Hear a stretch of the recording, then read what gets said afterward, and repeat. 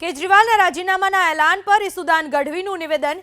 ઈસુદાનનું કહેવું છે કે કેજરીવાલ થવું આસાન નથી। ભાજપની જેમ પદની લાલચ નથી કેજરીવાલને, હવે દિલ્હીની જનતા નક્કી કરશે એમ થશે।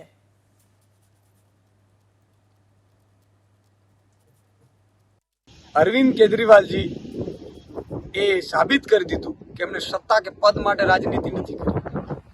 એ જ્યારે ઇન્કમટેક્સ કમિશનર હતા, એને સારી જ નોકરી ચાલતી હતી, તો એ જનતા માટે એમણે એ છોડી દીધી। સાથે સાથે એમને લાગ્યું કે જ્યારે એમના ઉપર આરોપ લાગ્યો છે, ફરજી આરોપ હતો, જમાનત મળી ગઈ, છતાં એમના દિલમાં એવું થયું કે નિર્દોષ છૂટે ત્યાં સુધી। હવે નિર્દોષ તો શું છે, 10 વર્ષ 20 વર્ષ પણ લાગે, પણ એમણે જ્યારે એક વાત નક્કી કરી ત્યારે એ સાબિત થઈ ગયું કે ભાજપ વાળા આ તમારી જેમ રાજનીતિ નથી કરતા, અમને પદ અને સત્તા માટે નથી। આ પહેલા પણ 49 દિવસે એમણે રાજીનામું આપી દીધું।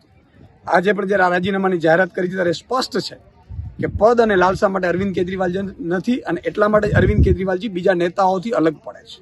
આજે એમની ઈમાનદારી, એમની નૈતિકતા, અને એમણે એવું કહ્યું છે કે દિલ્હીની જનતા ફેસલો કરે પછી હું મુખ્યમંત્રી બનીશ। એનો અર્થ એ થયો કે હવે દિલ્હીની જનતા તો નક્કી કરશે, પછી તો સ્વીકારશો ને બધા। એટલે અરવિંદ કેજરીવાલજી થવું બહુ અઘરું છે, અને એ સાબિત કરી દીધું।